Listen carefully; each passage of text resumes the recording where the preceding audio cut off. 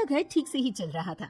मतलब अब सास और बहू दोनों कमा रही थी, खुद की जिंदगी जी रही थी, मिलजुल कर रह रही थी।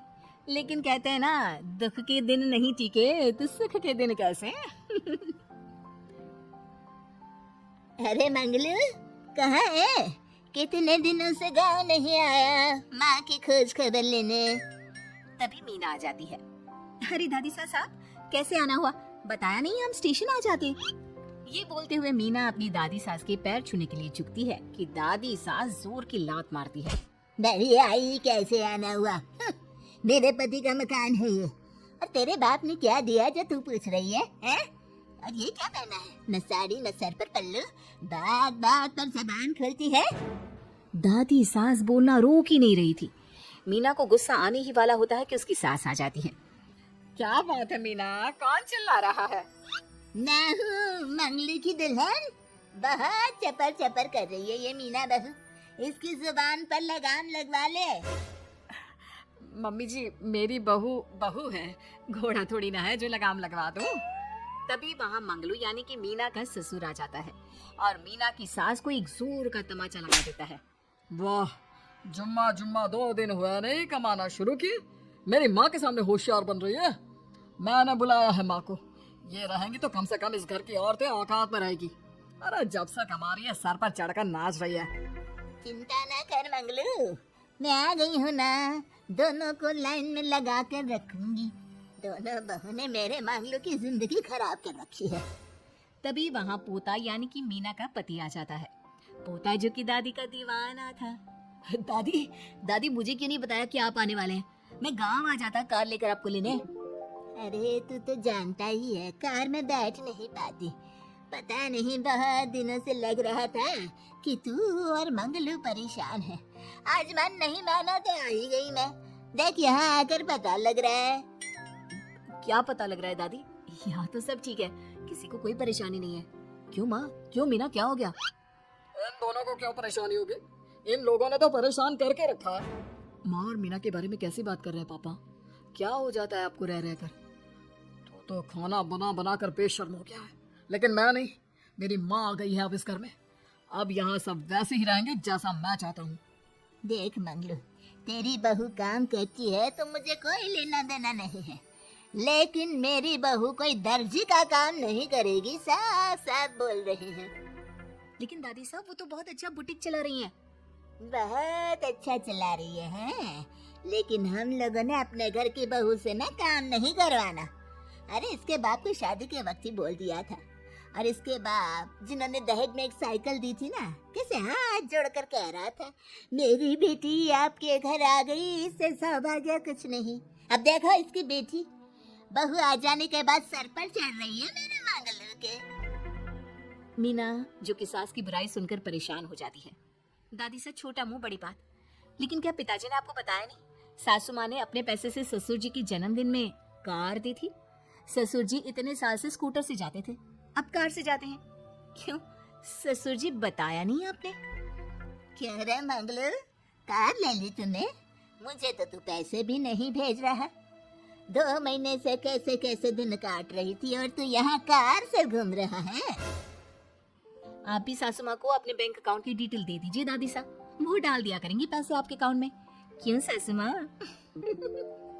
मंगलू यानी कि मीना का ससुर, जिसने अपनी माँ को गांव से सिर्फ अपनी बीवी को लगाम लगाने के लिए बुलाया था, ये सब देखकर जोर से चिल्लाता है। मीना बहू, चलो दादी सास आई है, यह नहीं कि खाने पीने का इंतजाम करें। अरे माँ, तू भी किन लोगों की बात में आ रही है? चल मेरे साथ मेरे कमरे में चल। ससुर अपनी माँ को लेकर कमरे में चला जाता है और दोनों बैठकर वैसे ही पंचायत शुरू कर देते हैं जैसे कोई बहू अपनी माँ से सास की बुराई कर रही हो। देख मंगलू, गलती तो तेरी ही है जो तूने घर की जनानियों को काम के लिए बाहर निकाला। दूसरे तेरे पापा को देखा था, कभी मुझसे फालतू बोलते। अरे मरते दम तक तेरा बाप मेरी मुट्ठी में रहा है, यही सिखाया था मैंने तुझे। क्या बोलूं माँ, जब से ये मीना बहू घर आई है ना, इसने घर का सारा इतिहास भूगोल बदल कर रख दिया है। उस तितली से तो मैं बाद में निपटूंगी, पहले तेरी वाली को तो ठीक कर दूं। अरे बहू क्या आ गई, खुद को टाटा अंबानी समझने लगी है। माँ देख, जो भी हो, इस बात को याद रखना कि हमारे घर की परंपरा क्या है। औरतों का औकात में रहना जरूरी है। अरे बहू के साथ मिलकर माँ ये बहुत उड़ती रहती है। बेटा देख, गलती तो तेरी भी है। क्यों तूने इसे काम करने की छोड़ दी? मारना भी कम कर दिया है तूने इसे। वरना पहले आती थी तो बहू का कोई ना कोई हिस्सा सूजा हुआ या काला ही दिखता था। देखकर तसल्ली मिलती थी कि तूने कंट्रोल कर रखा है। इस बार तो काला और सूजा छोड़, अच्छी खासी चमकती दिख रही है ये। अब क्या बताऊँ माँ, गलती तो हो गई है। हाँ, वो कार देखकर पिघल गया होगा ना तू। अरे बेटा, औरतों को मुट्ठी में रखा कर। शान की साइकिल ज्यादा अच्छी कुत्ता बनकर कार चलाने से, समझा? मीना का ससुर अपनी माँ की बात को सुन रहा था।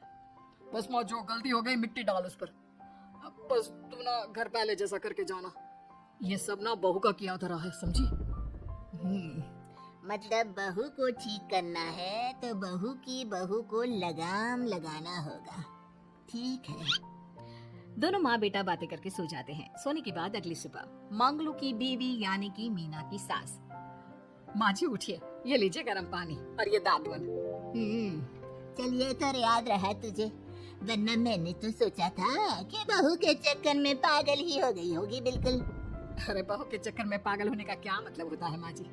उसने मुझे मेरे पैरों पर खड़ा होना सिखाया है। मैं तो कहती हूँ उसके जैसी मेरी बेटी होती ना तो शायद मैं बहुत पहले जीवन का मतलब समझ चुकी होती। तो दादी सास को समझ में आ जाता है कि सारा मामला मीना पर जाकर ही ठीक होगा। वो सोच लेती है कि अपनी बहू को छोड़कर पहले मीना को सही करना है। फिर अगले रोज, अरे मेरे पोते के पास तो मेरे पास बैठने का वक्त भी नहीं है, हैं? अरे कैसी बात करती है दादी, तेरे लिए तो मैं नौकरी भी छोड़ दूं। नौकरी नहीं, तू ना बीवी छोड़ दे, खुश हो जाऊंगी मैं। नीरज हैरान हो जाता है कि उसने तो मजाक किया था। दादी ये क्या बोल रही है? कैसी बात कर रही हो दादी, मीना ने तो सारा घर संभाला हुआ है। पहले तो घर गिरा जा रहा था ना। तेरी मीना के आने के पहले ना घर में चूल्हा जल रहा था, ना कोई रोटी खा रहा था। क्यों? नीरज को दादी बीवी के खिलाफ खूब कान भरती है। तू सही कह रही है दादी, औरत पैर की जूती और हाथ की मुट्ठी में ही ठीक लगती है।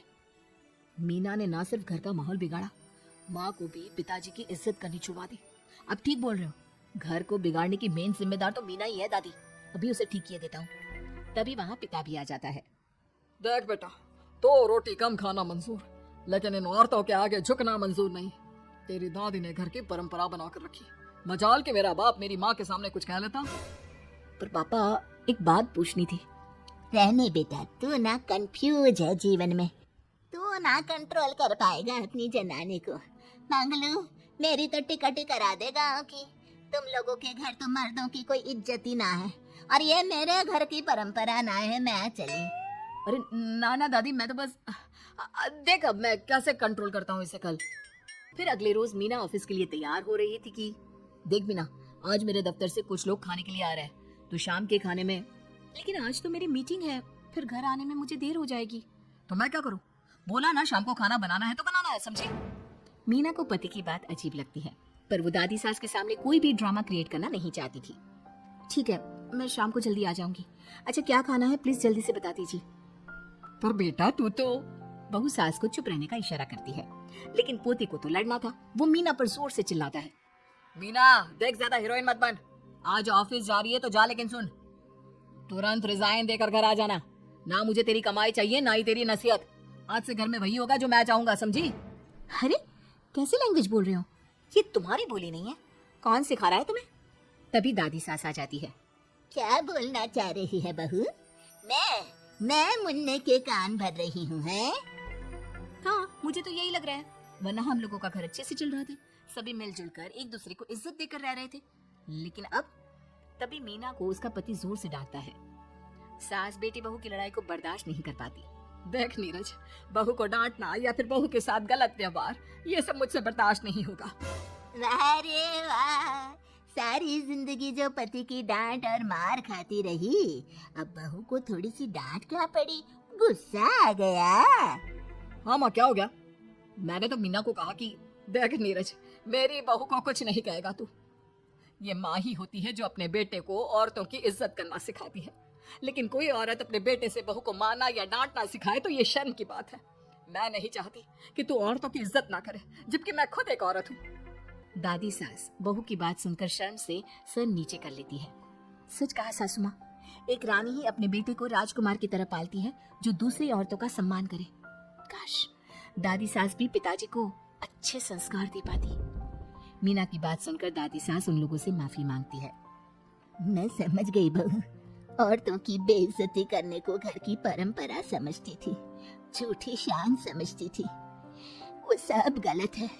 औरतों की इज्जत से घर में माँ लक्ष्मी और सरस्वती का वास होता है।